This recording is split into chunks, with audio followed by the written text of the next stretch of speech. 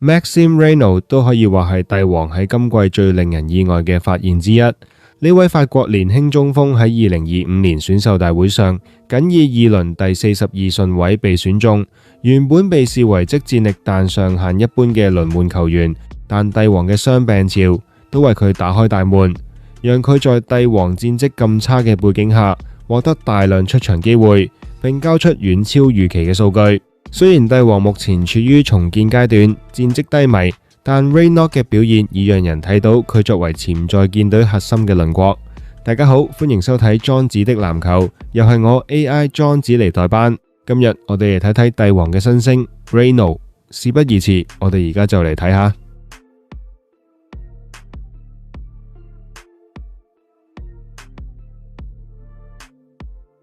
喺加入 NBA 之前 ，Maxime Renaud 嘅選秀報告主要強調佢嘅高籃球智商同細膩嘅進攻技術，而唔係爆炸性嘅運動天賦。佢出生於2003年4月，來自法國巴黎，與 Wemby 做過隊友。這段經歷讓佢從小就接觸到頂級內線嘅訓練環境。隨後佢選擇前往美國斯坦福大學深造4年，主修計算機科學與數學雙學位。呢種學業背景不單止培養出佢出色嘅邏輯思維，亦直接轉化為場上嘅決策能力。大學期間，佢總共出戰129場比賽，其中94場正選，場均貢獻12.6分、7.7籃板、1.3助攻、0.8封阻，投籃命中率51.5%，三分命中率34.7%。特別係大四賽季，佢爆發出場均20.2分、10.9籃板、1.7助攻、1.4封阻嘅數據，入選 ACC 聯盟第一陣。球探報告普遍指出 Renaud 嘅7尺身高、7尺1臂展，雖然運動能力並非頂尖，但基本功極為紮實，擁有柔和嘅手感、熟練嘅背身、腳步同成熟嘅勾手。佢嘅模板不時被比作為 Brook Lopez，具備一定嘅外線投射潛力，能喺現代 NBA 中擔任空間型內線角色。然而報告都客觀提到，佢身體對抗不足，運動爆發力一般，上限可能唔高，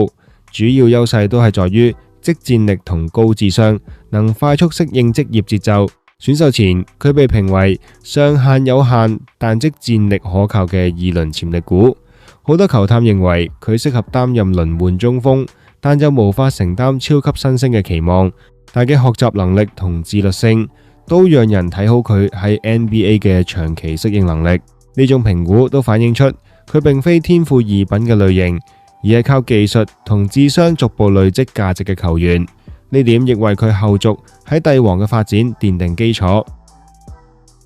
進入2025至26賽季，Maxime Renaud 嘅機會都係來自於帝王嘅傷病潮，尤其係主力中鋒 Sabonis。因背傷賽季報銷後，佢從後備逐漸轉為正選，至今已出戰63場比賽，其中45場正選，場均出戰25.5分鐘，貢獻11.7分、7.3籃板、1.3助攻，投籃命中率高達56.8%，罰球命中率79.8%，並已拿下15次兩雙。呢個數據喺2025屆新秀中遙遙領先。全明星賽後，佢嘅表現更為穩定，場均升至16.7分、10.2籃板、2.1助攻，真實命中率接近61%，顯示出佢對 NBA 節奏嘅適應已進入新階段。而帝王今季戰績低迷，缺乏爭冠機會，但亦讓 Renaud 獲得充足嘅練兵時間。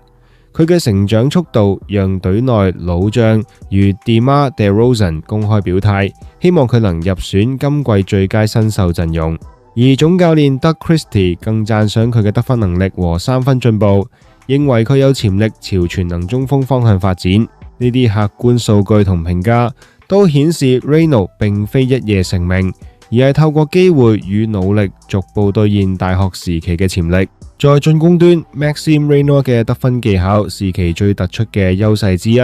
佢依靠柔和手感同精準嘅終結能力，喺籃下同中距離區域展現出遠超新秀水平嘅完成度。無論係低位背身、單打還是擋拆後嘅 roll in， 佢都能利用左右手完成唔同嘅終結動作，就好似勾手或擦板等呢啲技術，都讓佢喺面對高大防守者時仍能保持高效。具體而言，佢嘅勾手都係佢嘅招牌武器，能喺狹小空間內以柔和手感避開封阻，無論左手還是右手都能精準投射。呢種雙手能力都減少咗對特定角度嘅依賴，提升進攻嘅多樣性。喺最近幾場比賽中，呢個技巧都得到充分驗證。係對馬刺嘅比賽，佢出戰42分鐘，25射13中，得到32分、9籃板、3助攻、1封阻。其中多次在 Wemby 面前利用背身、腳步同勾手完成高難度得分，投射命中率達到52%，三分都有5射2中，可見佢喺壓力下嘅穩定性。緊接住 back to back 對76人，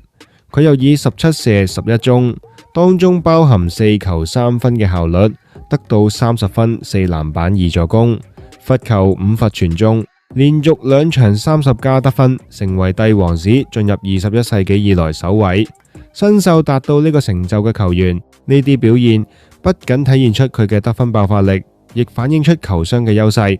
佢喺擋拆配合中懂得點樣尋找空切時機，調整掩護角度，甚至偶爾自己持球推進1、2步後完成短距離投射，避免咗好多年輕內線常見嘅僵硬感。整體嚟講，佢嘅籃下終結效率喺今季高達近60%，真實命中率喺全明星後更攀升至65.1%。呢啲都係得益於佢耐心等待傳球嘅習慣，